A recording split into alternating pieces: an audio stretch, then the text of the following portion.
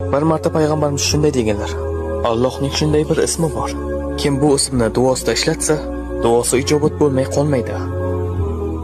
Bir kuni Anas roziyallohu anhu shunday dedilar: Men payg'ambarimiz sollallohu alayhi vasallam bilan masjidda o'tirganimizda bir kishi namozni tugatdi va yana ruku qildi.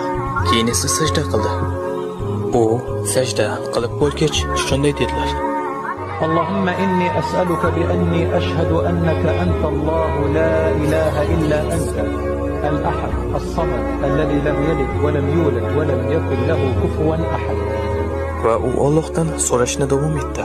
Payg'ambarimiz o'girildi va u kishiga shunday dedilar: Sen Allohdan uning eng buyuk ismi bilan so'rading.